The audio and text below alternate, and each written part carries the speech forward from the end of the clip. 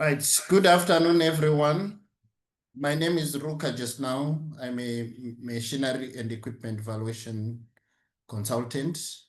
I'll be presenting the webinar today, but before we start, I just want you to check on the icon at the bottom. There is an icon written interpretation. If you want to hear this webinar in English, you should select English. If you want to hear this webinar in Arabic, you should select Arabic. And then another thing is we are going to entertain questions at the end. There is a Q&A where you can send your questions, then we'll entertain at the end of the session. So thank you very much for joining in. So our topic today on this webinar is on valuation reporting issues in machinery and equipment valuation. That is our webinar today. And so we will be looking at the following items. We'll start with the introduction, aims of this session, and the professional valuation standards and regulations. That is what we are going to look at. And then we have got categories of valuation reporting issues and general valuation reporting issues, 6 valuation issues, IVS 300 plant, equipment and infrastructure. And then we'll also look at closing remarks. So that's our session today. That is what we are going to go on to do. So we'll start with the aims. The aim of this webinar is to expose and explore errors commonly found in valuation reports and provide suggestions and guidance. So that is the most thing that we are going to concentrate on. And also our second aim is to remind the machine and equipment valuers about the objective of writing valuation reports. That is to effectively convey the purpose of the report. When you prepare a report, it's not for ourselves as valuers, but it's for our clients and intended users. So the message that we are sending, that we are conveying, should be very clear and easy for the intended users to understand that. So that is our aim, to make sure that we clarify all issues that pertaining to do with the valuation report writing and how we can come up with effective valuation reports. So our valuation reports and also our evaluation exercise is normally done in compliance with professional standards and regulations. We have got international valuation standards, and the current international valuation standard is effective as at 31st of January 2025. That is the current international valuation standards that we are using. So as valuers of Taqiim, we rely on the international valuation standards. We are supposed to comply with them in all the aspects. We have got the general standards and the asset standards. Our asset standards that we rely on are IVS 300, plant, equipment and infrastructure. And then we also have Taqiim Code of Ethics and Code of Ethics and Conduct for Valuation Profession. These are, you'll find all these documents, they are in Arabic and English as well. You can download them on Taqiim website. They are there. So all our reports should comply with these standards and regulations. The International Valuation Standard, which is effective 31st of January 2025, and then the Taqiim Code of Ethics and Conduct for Valuation Profession. That is what we rely on. And then here we are going to look at, for you to be able to identify the common mistakes or errors or issues in evaluation report. We need to do report review. Who review valuation reports? Mostly in our practice, we have peers. You can do peer review, where your colleague, after finishing the evaluation and report writing, and you can give your peers within your firm, it can be your supervisor, your equivalent a valuer, who can review to make sure that there are no errors and there are no issues that, and to ensure that the report is understandable as well. And then we have got valuation reviewers who are trained and accredited. They've taken courses as report reviewers, and they are trained and accredited after meeting all the requirements. And then we have got auditors as well. I think in our profession, in our valuation life, we have come across auditors from different accounting fields who sometimes question or review our reports and try to understand them. The purpose is not to pin anyone or to penalize anyone, but auditors, reviewers, they just want to make sure that the report is easy to understand and it's easy to grasp by any intended user who require that valuation. And then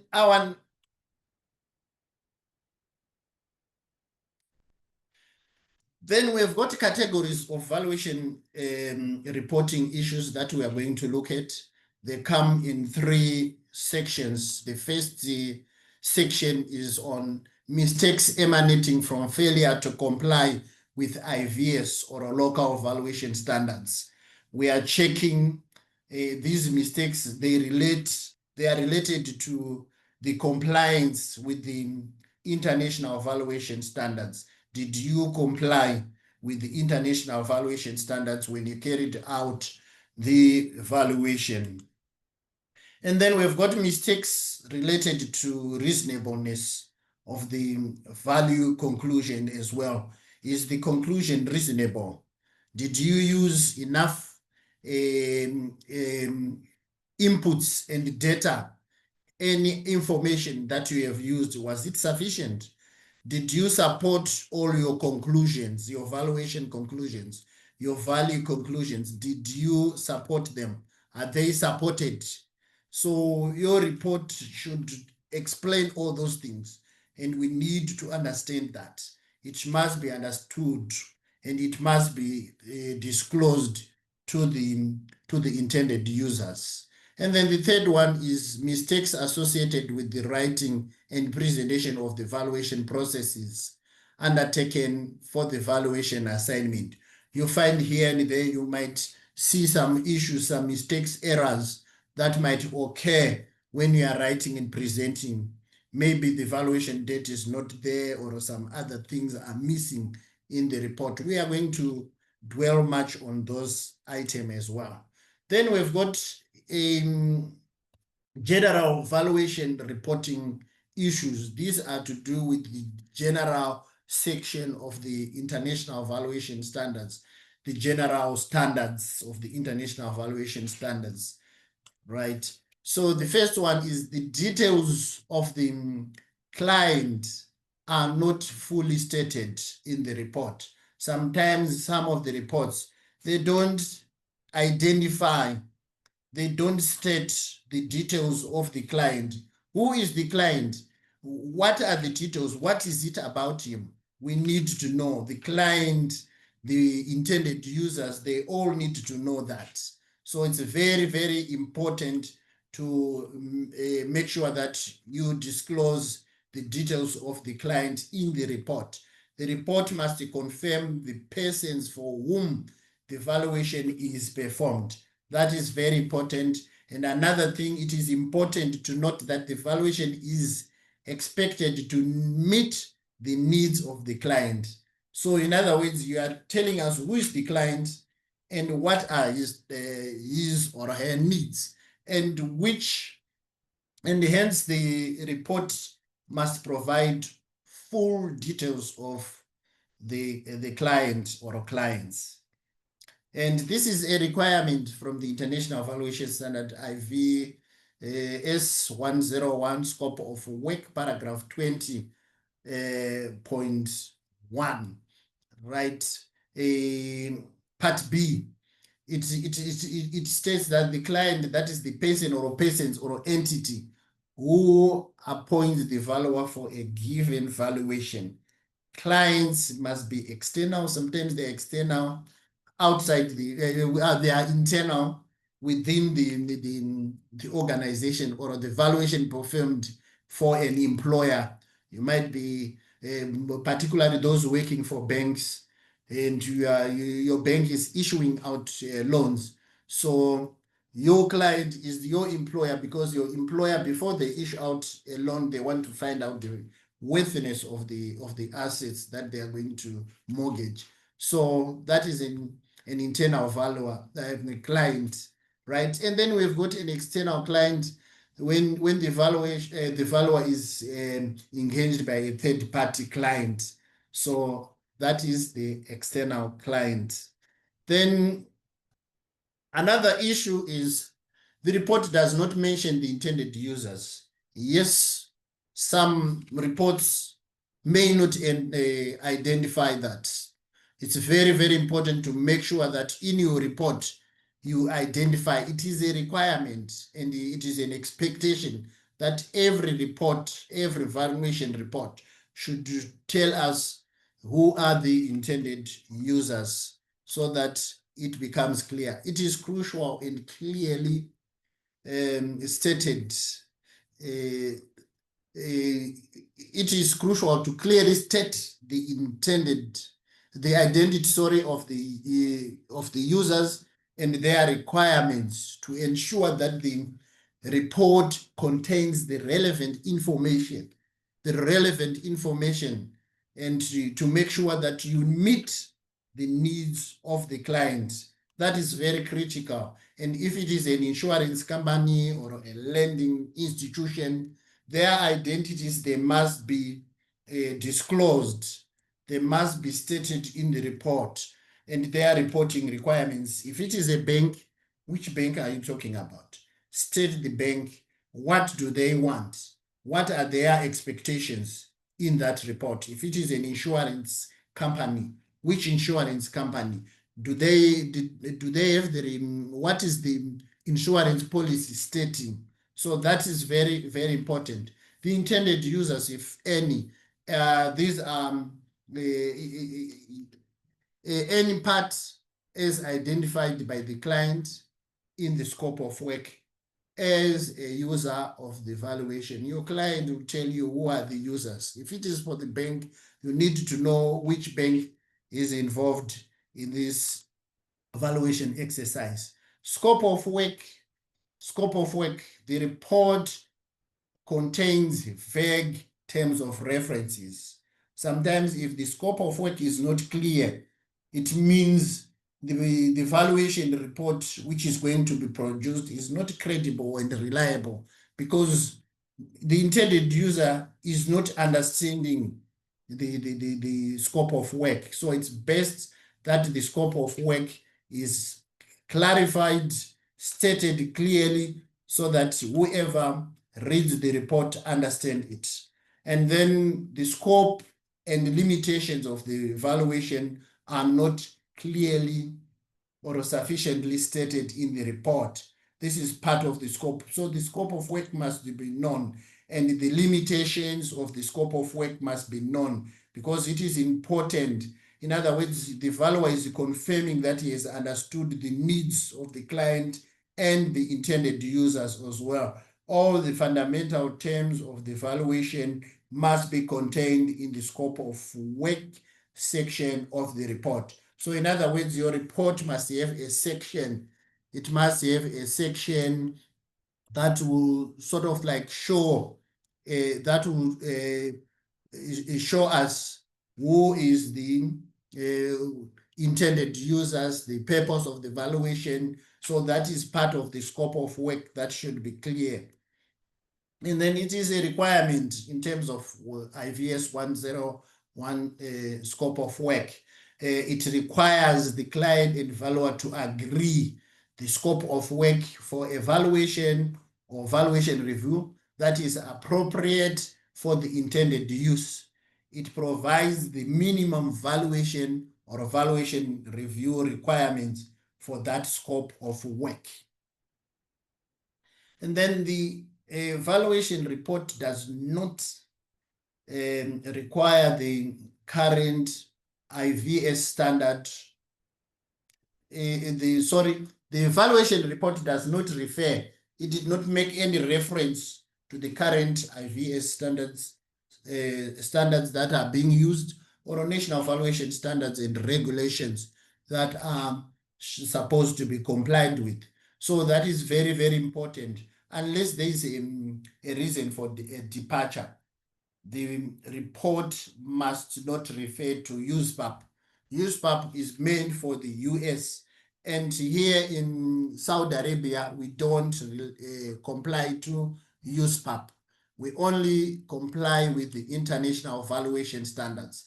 The valuer is not required to refer to old IVS version for current valuation assignments. If you are carrying out any assignment right now, you need to comply with IVS 2025, which is effective 31st of January 2025.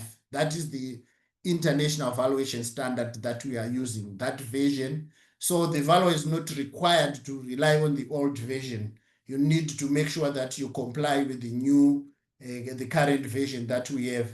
The old version, of course, you can use it, especially in cases where there is an assignment that you are doing in retrospective debt, like when the old IVS version was effective, like before the 2025 version, like in 2024, 2020, and all other years before the current version. You can make use of the relevant version because your valuation has got a retrospective debt. That is retrospective valuation. If you are carrying out a retrospective valuation, you can use that one. And this must be explicitly disclosed in the report. For new valuations, the current and effective version of the IVS must be used. It must be used. So that is a requirement. So valuation reports and documentation are a critical and defining feature of IVS, which collectively assists in creating consistency, professionalism, transparency, comparability, and trust in valuation to serve the public interest. So we need to make sure that whatever we do, we gain the public trust. So another issue is that of the report does not clearly state the purpose of valuation. The report, for example, it is not proper to state that the purpose of this valuation is to provide an opinion of fair value or a market value of the subject asset. What do you mean? What is the purpose of knowing that? What is the purpose of getting fair values? What is the purpose of getting market value? Is it for sale? Is it for purchase? Is it for loan?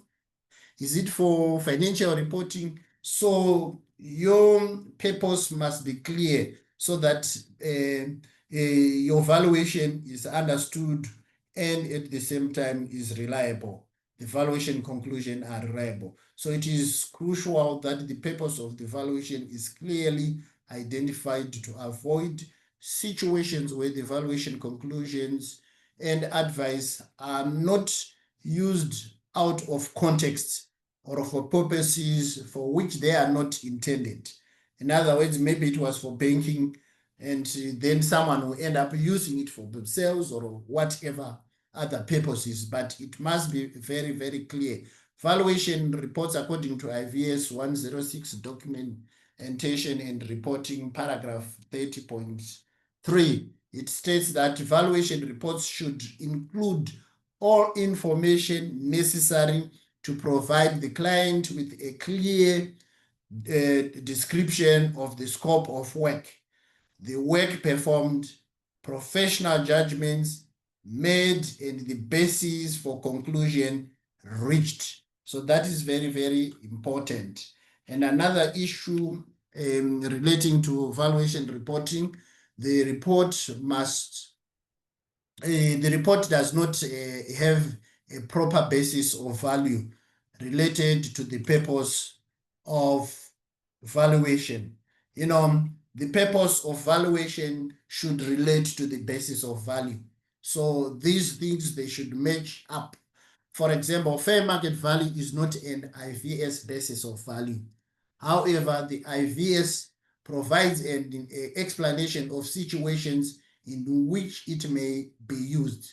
It is a term used in the use pub, right? So us at Taqiim, we don't use fair market value because it's not an IVS basis of value.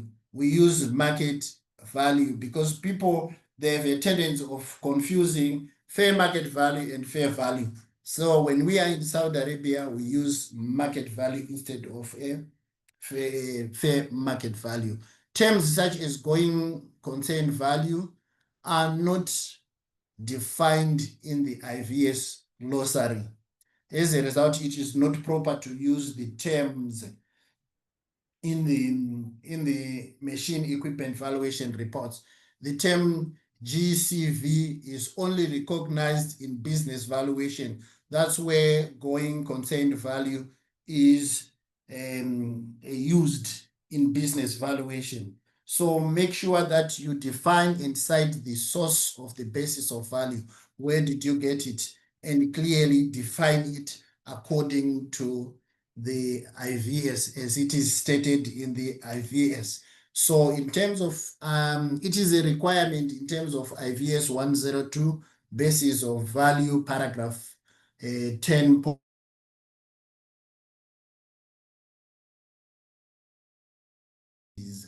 Or requirements on which the reported values will be based.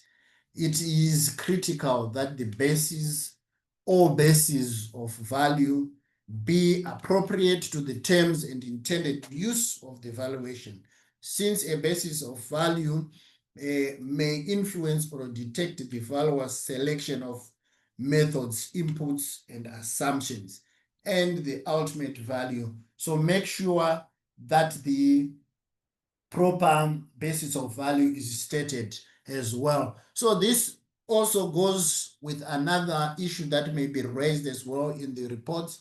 The report did not state the basis of value. So for example, the report with the sales as the basis of value is not specifying whether the opinion of value to be provided is either in situ or ex situ premises. If it is sales, are you valuing this equipment so that they can be moved out when sold, or they can remain in the premises? This must be stated because different values are determined based on the premise of value. So it is important to note that the value of most plant and equipment is exceptionally sensitive to different premises of value. So it's very important to know that. So IVS 102 basis of value paragraph 10.03, it states that a premise of value or assumed use describes the circumstances of how an asset is used. Different bases of value may require a premise of value or allow the consideration of multiple premises of value. So this is very, very important. So your report, make sure that when you are doing that report, when you are doing that assignment, valuation assignment, make sure that the premise of value is properly stated. And another issue on the reporting of evaluation exercise is the evaluation report does not clearly state the reporting requirements of the basis of value and the purpose of value. These must be properly stated. For example, if you are doing a report for bank lending purposes, make sure that you provide any reporting requirements according to that financial institution. It is not proper to miss out those kind of things. It's very critical that you take note of that. That valuation report must be prepared as required by the client and intended users. Every bank has its own requirements, which may be different from each other. So take note of that, and it's very, very important and critical. IVS 106 documentation and reporting paragraph 3003. Valuation reports must include all information necessary to provide the client with a clear description of the scope of work, the work performed, professional judgments made, and the basis for conclusion reached. So that is very important, because those requirements, they influence the concluded value, the opinion of value that you are going to come up with. And the report does not provide clear and relevant assumptions and limitations. Some reports may contain generic assumptions. Normally it happens, especially when people, they are just using writing on top of another report. They've got a template which has already a list of assumptions and special assumptions or extraordinary assumptions which are there. So if you do that, sometimes people, they intend to just give generic assumptions. Sometimes these generic assumptions might not be relevant to what you are doing at that time. So the report must clearly state all forms of material,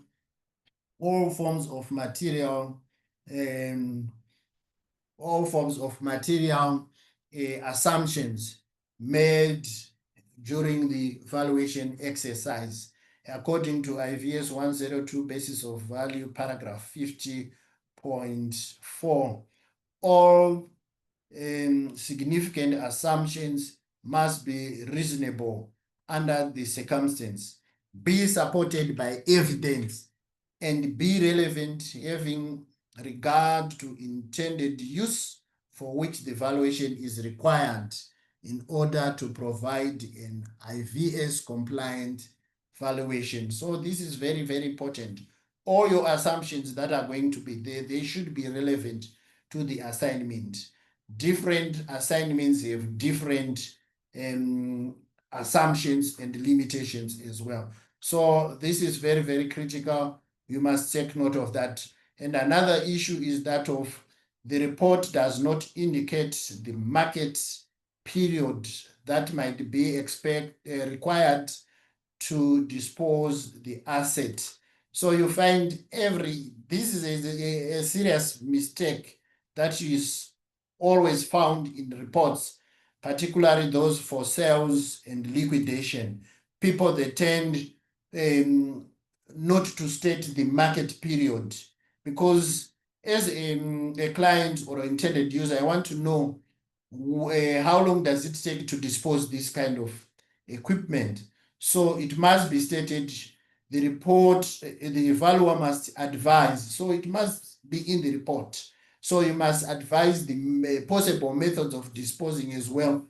They should be included. If they are not there, the report is incomplete, the report is not reliable, and the report is inadequate. So it's very, very important that you provide all those information, and all significant assumptions must be reasonable under the circumstances and be supported by evidence to to relevant, having regard to intended use for which the valuation is required in order to provide an IVS compliant valuation. This is IVS 102 basis of value, paragraph 50.4.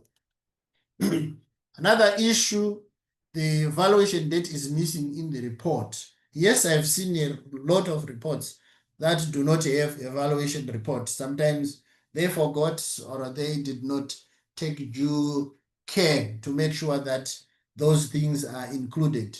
In other cases, you find there are two valuation dates. You wonder what has happened. So it's very, very important, especially when people use template reports, right? Template reports or writing over the old report, and they fail to notice that. And then the date of valuation will be determined based on the following. It can be the date of inspection, right? It can be determined by the date of valuation as provided in the act or a decree if it is a statutory valuation. So when it is required by a certain law or a certain decree or a certain government institution, they might detect the date of valuation. So you need to follow with that. Or any other date required by the client. Your client can tell you that I want this valuation date to be used. Or at a specific historical date, like you are doing a retrospective valuation, you can find such kind of situation. So evaluation date according to IVS scope of work paragraph 20.1 G, it states that the valuation date must be stated. If the valuation date is different from the date on which the valuation is reported, then that date should be stated as well. So another issue that you find in terms of valuation reporting, assets valued were not clearly stated in the report. Yes, this mostly happens. You'll find a report stating that motor vehicles or trucks, Mercedes-Benz trucks, and we don't actually know which kind of Mercedes-Benz truck. There are thousands and thousands types of Mercedes-Benz. Is it a rigid? Is it a mechanical horse? Is it a tipper? Is it a Mercedes-Benz tanker? And then which model? All those information should be included. So you find those information might be missing in the report. So it's very important to make sure that the micro descriptions and the macro descriptions, they are included in the report. And assets being valued in terms of the IVS scope of work paragraph 20.01 01A, it states that the assets being valued, that is the subject assets in the valuation, must be clearly identified. The client is responsible for the accuracy and completeness of that information. So you make sure that you get all the information from the client, all the documentation, so that you properly state. Suppose you are taking that report to a bank and then there are 50 Mercedes-Benz trucks. Then you just say 50 Mercedes-Benz trucks, so much. Doesn't make a lot of sense. So in other words, they must be properly stated, their model, their make, and serial numbers, and all the necessary information must be included. The valuation report does not explicitly state the assumed interest or ownership status of the assets being valued. It's very important that this is disclosed, the interest, the ownership is disclosed in the report. This is to make sure that you maintain credibility and reliability. It becomes reliable if it is confirmed that these assets belong to who, and are they on lease? Are they on bond, like mortgaged? That information is very vital in the valuation exercise. So it's best that these are stated.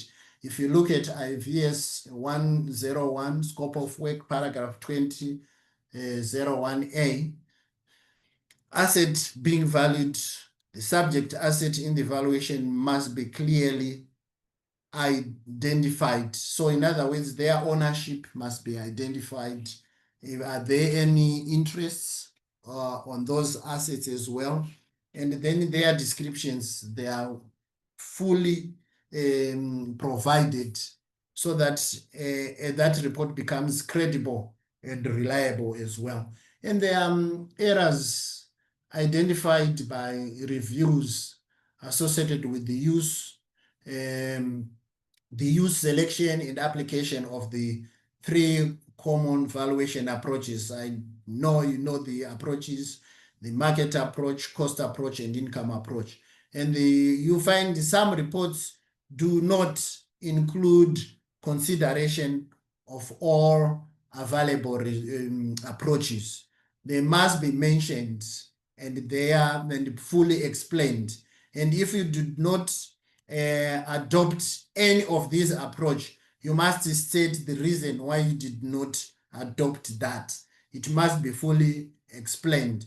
So the report must include all the valuation inputs, such as if you are using comparable sales evidence, it must be there. And if you are using asset lives, they must be clearly stated. The depreciation type, it must be clearly stated. Obsolescence, residual values, all is important, it's required.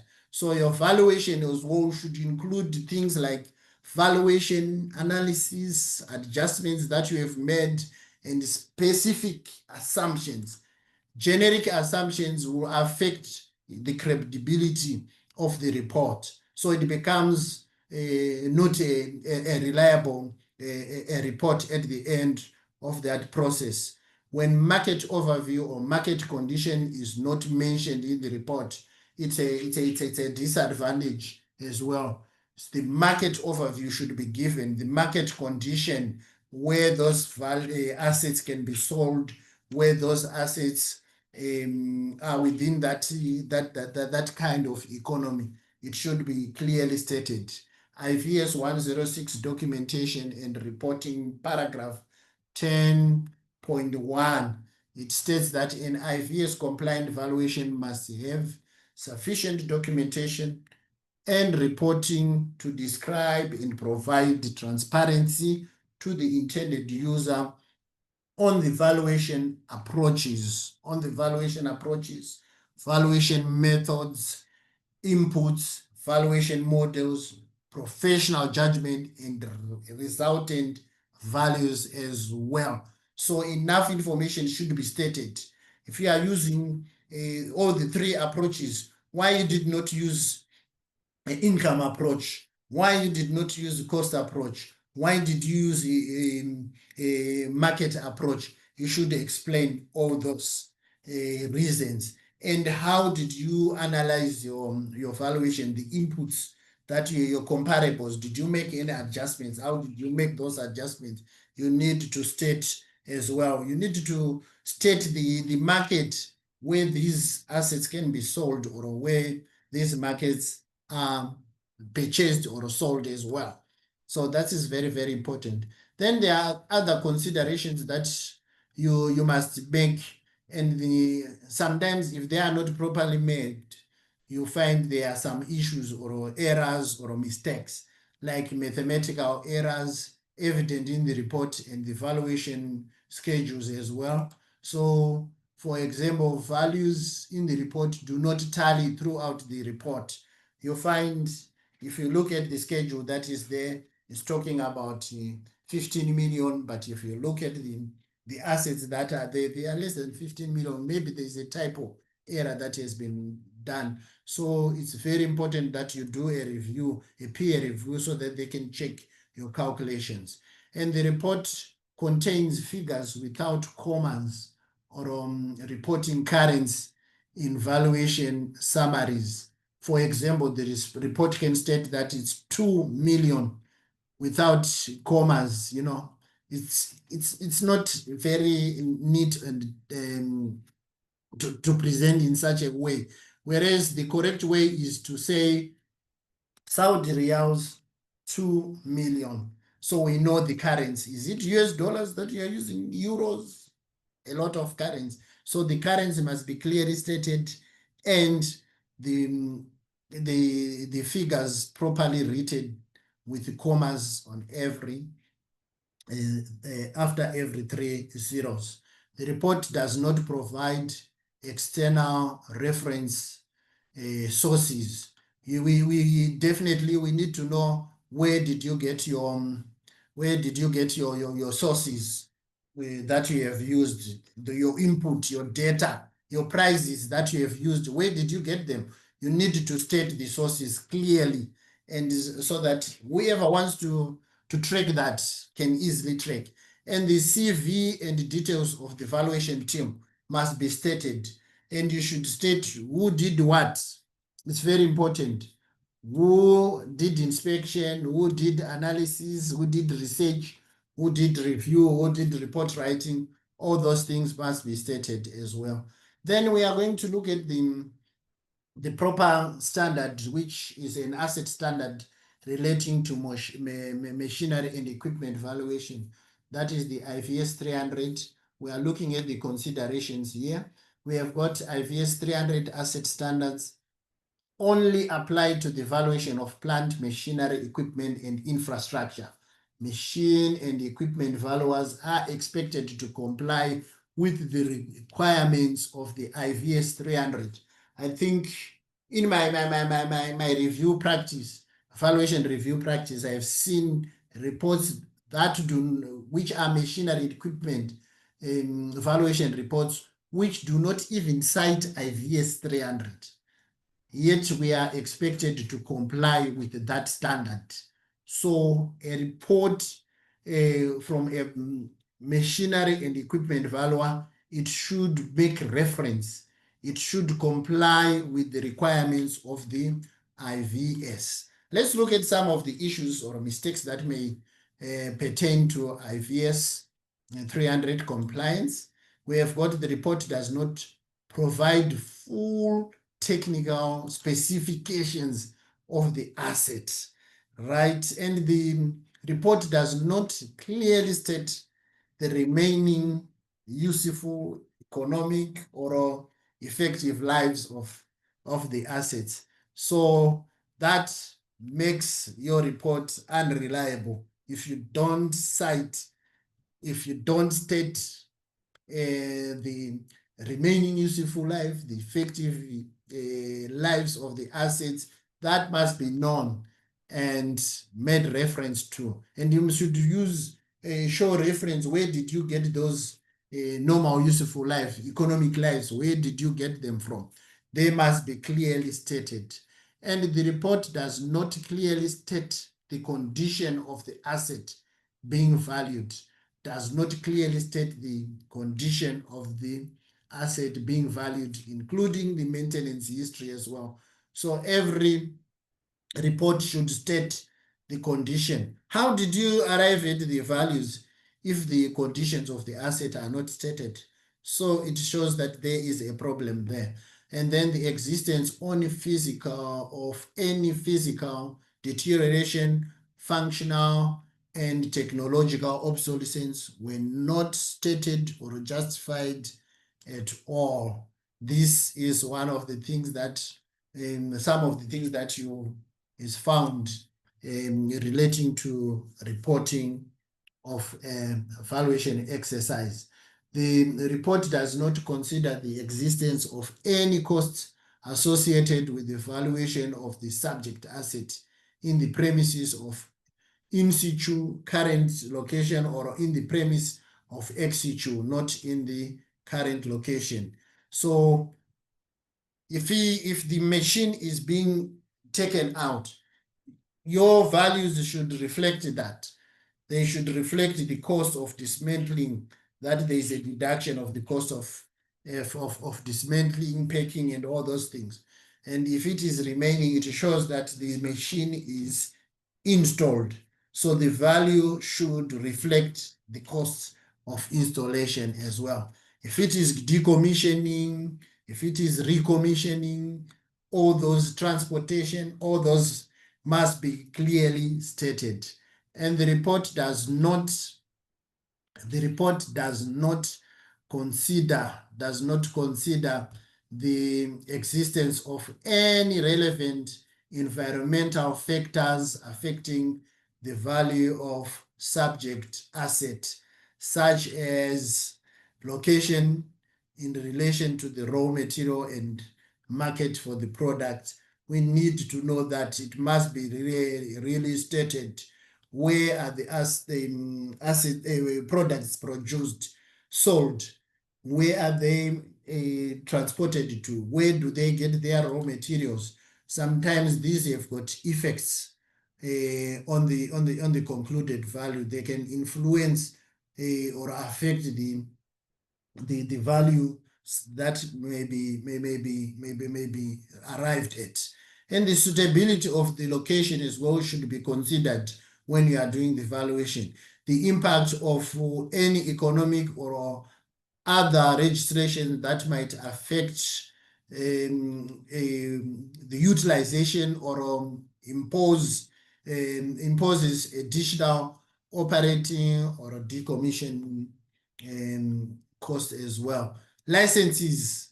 Yeah, you find there are certain equipment or plants that require a licensing, right? Licenses are required for them to operate in that area or in that industrial site. So you make sure that the license is compliant and is still effective. If it has expired, it shows that they are operating illegally, and that has got effect as well when you are doing evaluation. So it's very, very important. And another item on the to do with IVS 300 compliance, the report does not satisfy whether the asset is attached to or integrated with other assets. That must be stated in the report. It's a critical requirement to consider the extent to which the subject asset is attached to other assets. This may impact on the asset value. And another thing is the report does not sufficiently outline the assets excluded from the valuation. Every time when you go to an assignment, you find you are not going to value all the assets, particularly when you are dealing with a bank. Sometimes a bank will give you 3, 4, 5 machines out of hundreds of machines that are within that. So you need to state which machines were included and which machines were excluded. So it must be explicitly clear in the report that these assets were included, these assets were not included, and the reason should be stated as well. So if you look at it in terms of the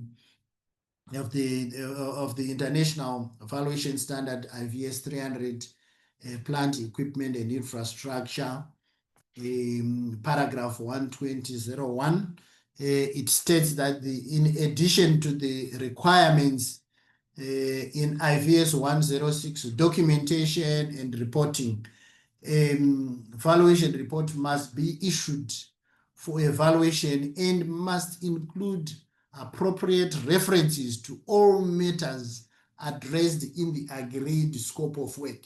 So we said the scope of work is very important. So it must be very clear. It must be agreed between the valuer and the client, and then signed to that we've agreed on that. And then all the terms of the scope of work must be followed. So the report must also include comment on the effect of the reported value of any associated tangible or intangible assets excluded from the from the actual or assumed transaction scenario. So if there are any tangible the assets relating to that, things like software, trademarks, and copyrights, they must be clearly stated in the report. The most important thing is we want to make sure our report is understandable. The scope of work is understandable. The valuer must take us through the valuation exercise so that we really understand what has happened to arrive at that as well. So another issue is that too much reliance on report templates, we sometimes call them boilerplates, or writing over an old report, sometimes it misleads, right? Sometimes it misleads, and it can cause a lot of challenges, like too many mistakes, such as two valuation dates in the report, mix up of clients' details as well, and report templates are very good when used with extra care and more, and they are also very useful, right? They are very, very useful if they are properly used, and they make work easier and fast as well. But you find sometimes these, you can see some challenges as well in relating to use of in relating to use of I just want you to look at this. As you can see, if you don't properly use your template, you might end up messing up the whole thing. You might end up affecting the whole exercise. So some problems, they come when variables changes. As you can see in that video clip that I've shared, you see when variables change, that's where you have problems. Like you are using a report, an old report as a template, but it was for financial reporting, but you are doing sales valuation. You see, you are using fair value report, and you are doing sales valuation report. You see that these are two different bases. So what happens there, you are bound to leave out certain things. In a sales valuation, we don't expect to see fair value, but sometimes in the middle of the report, you hear someone saying, we are going fair values, fair values, fair values, instead of saying market values, market values. So those are some of the mistakes that can happen when you use a boilerplate or a template, which is a wrong template. So you need to make sure that you take extra care to make sure that everything is there and everything is included. Like, for example, problems come here and there if you don't properly take care of those things. Like premises of value, if you can come up with a different premises of value, discussions, if there is a discussion to do with the fair value, and then you are expected to do discussion on market value.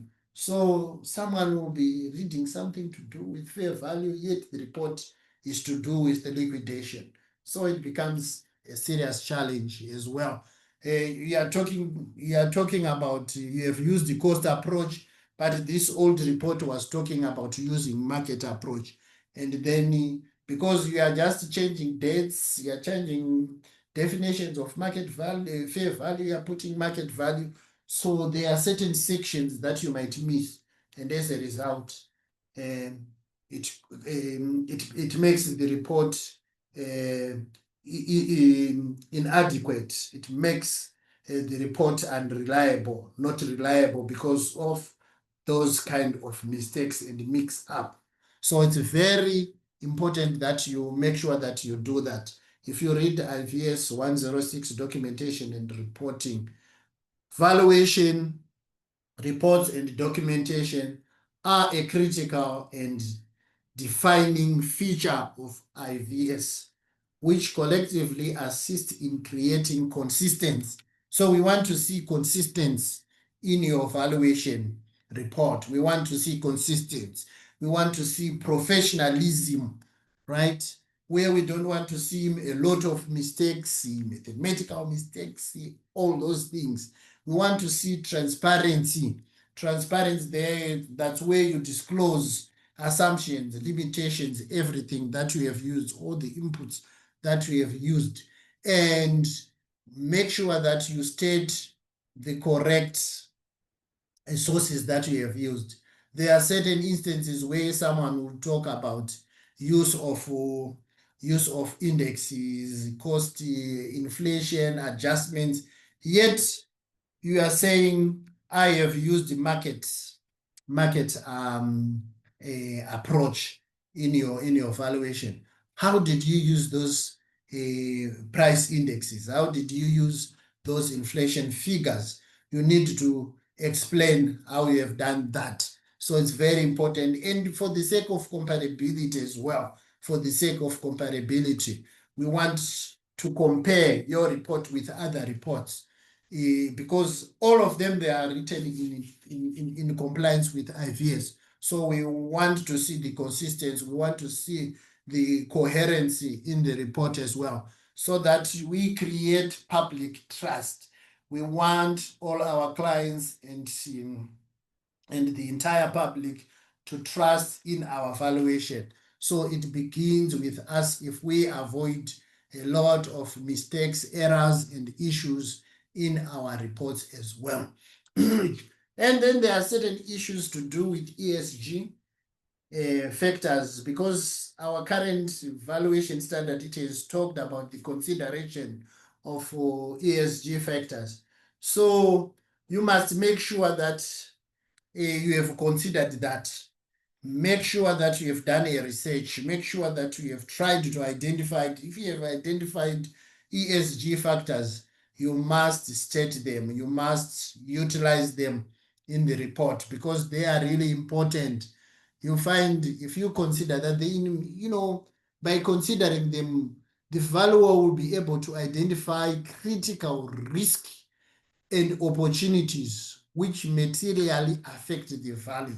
There are certain, particularly when we are dealing with machine, equipment, and infrastructure, you find there are more environmental factors that affect that affect the values, that affect the plant and machinery, things to do with things to do with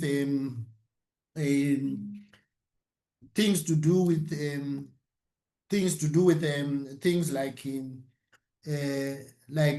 energy conservation, things to do with pollution, energy efficiency.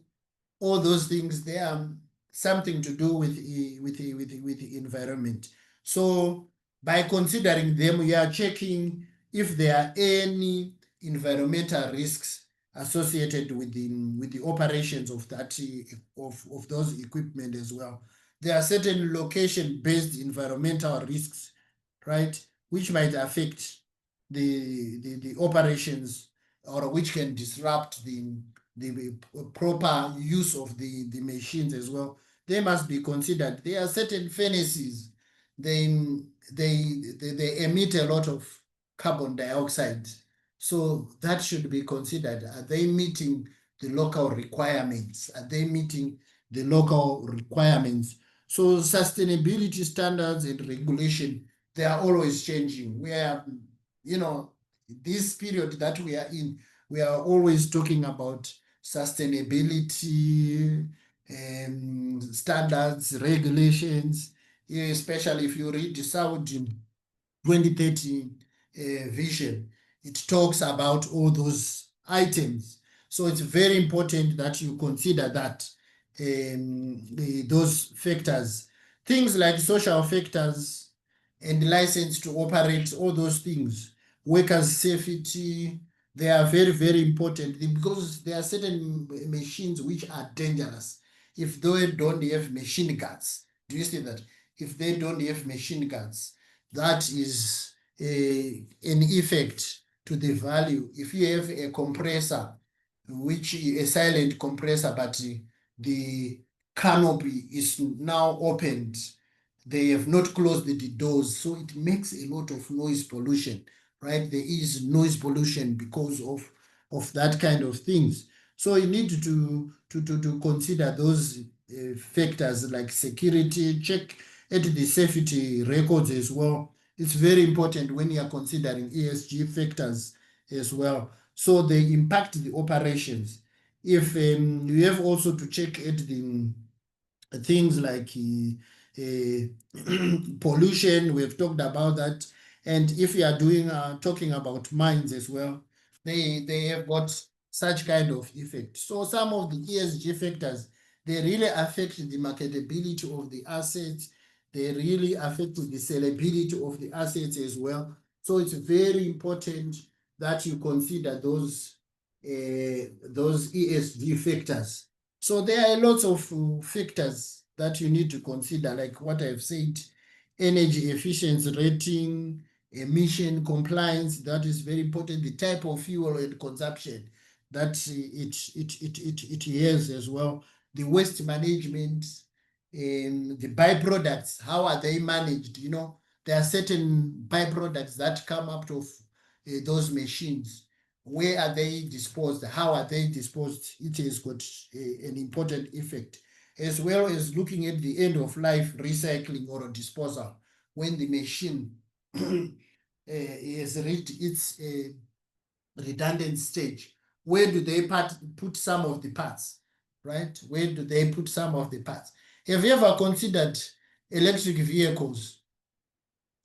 When the battery is no longer in use, when the battery is now not usable, how are they going to dispose it? So all those things, they need to be considered as well in the evaluation. So it's very important. There are a lot of things here. I'm just mentioning some of these ESG factors, right? But we are very soon, we are going to do a webinar where we'll be looking at the ESG factors. How do you use them? How do you identify them? And how do you quantify them in evaluation of a certain machine? Those are some of the program. Continue checking our website, and you shall see some of these webinars being rolled out as we go. So significant ESG factors associated with the value of an asset should be considered as part of the data and input selection. When you are selecting your input, you should look at the ESG. Are there any environmental factors? Are there any social factors? Are there any governance factors that might affect the valuation as well? And you also need to look at in terms of the IPS, it's mentioning that the valuer should be aware of the relevant legislation and framework in relation to the environmental, social, and governance factors impacting the valuation. It's very important. Thanks. It's very, very important to look at, to be aware of what is happening within Saudi Arabia as far as the sustainability legislation is concerned. The green standards, the lead, the Mustadam frameworks, all those things, they are very, very important. They relate within our environment in Saudi Arabia. So you need to start looking at those legislation and the frameworks as well. And then the ESG factors and the ESG regulatory environment should be considered in valuation to the extent that they are measurable and will be considered reasonable by the valuer applying professional judgment as well. It is very, very important. So this is IVS 104 data and inputs appendix. You find there's a section which talks about ESG. We need to make reference to that whenever we are doing evaluation. And so my closing remarks, to make no mistakes is not in the power of men, but from their errors and mistakes, the wise and good learn wisdom for the future. So mistakes are common. We always have mistakes. We always make mistakes. But the most important thing is we need to learn from our mistakes. We need to learn from other people's mistakes so that we don't make mistakes. We need to learn from our mistakes as well so that we don't make mistakes. So that is the wisdom of learning, so that when you are doing evaluation, when you are producing evaluation, it should be understandable. It must be readable. It must be readable to the intended user. They must understand what you are talking about. They must understand how you have done the report, how you have come up with the report. Because at the end of the day, we want a report which is complete.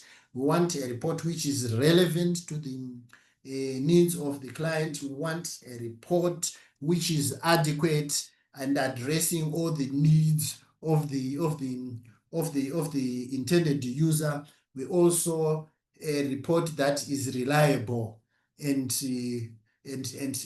useful to the intended user. That is very, very important and critical in that. So in my closing remarks, how we should avoid some of these errors and mistakes and all those issues that I have raised, we need to pursue training and professional development. That is very important. Continuous professional education programs like the CPEs that we are doing, like the one we are doing, we are learning. So we need to continue. We need to take training on specific topics and skills like report writing. How do you write a report? We are going to do that. It's on our cards on how to write a report, a proper report. Take you through from the beginning up to the end. Life cycle analysis and development as well. It's very, very important. Valuation for specific purposes and valuation for specific asset categories, and ESG and machinery and equipment valuation as well. So we need to learn so that we follow through. Then we have got AI, artificial intelligence in machinery and equipment valuations as well. Those are some of the topics that we need to learn. So as Taqiim, we are going to roll out some of these topics in future as we are putting them together, and we are relying on researching and working with other organizations so that we come up with reliable training and topics as well, and be knowledgeable about and comply with the IVS and national evaluation regulations as well. We need to make sure that we read the IVS 2025 that we have. We read the Code of Ethics and Conduct for Evaluation Profession. You read the Accredited Valuers Law, and you understand some of those things. If you are in doubt, you need also to make sure that you become absolutely committed to ethical principles and professional conducts. Redoing 001 regulatory framework for the valuation profession and the international valuation standards is very important. It's very, very important that you always update yourself with any changes in the regulations of Taqiim as well. And then professionalism is something that is required and expected of us. Fairness, objectivity, and conflict of interest. We should make sure that we disclose if there is any conflict of interest. we need to be open and disclose them before they affect our valuations. Transparency, openness, and confidentiality as well. Transparency and openness in disclosing our valuation inputs that we have used, how we have arrived at a certain value. We need to explain that, we need to disclose that. It's very, very important. And confidentiality, all the information that we get from our clients, we make sure that we protect them. We don't give them to the public or to any unauthorized person. It's very, very important. Also, we need to gain trust and trustworthiness from the public as well by our conduct, by the way we do our business as well. It enables us to gain public trust. That is the main objective of Taqiim as the Saudi authority for accredited valuers. And integrity as well is very critical, and focus on client.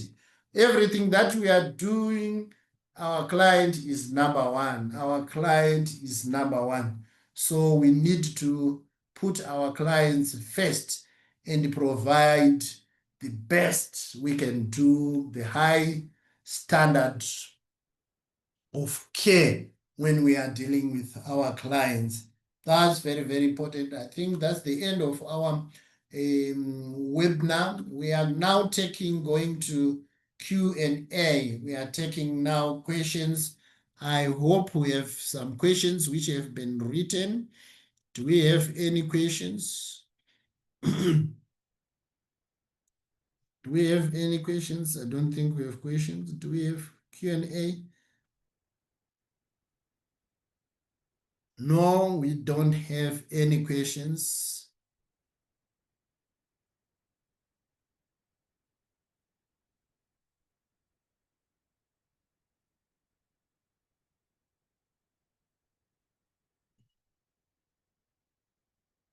So that's very important. Thank you very much, everyone, for joining in. And because we don't have any questions to discuss, we are closing our valuation our valuation webinar. Thank you very much for joining in. Oh, we've got a question. Thank you very much. Thank you very much. So we are ending our webinar now. Thank you. Bye, everyone.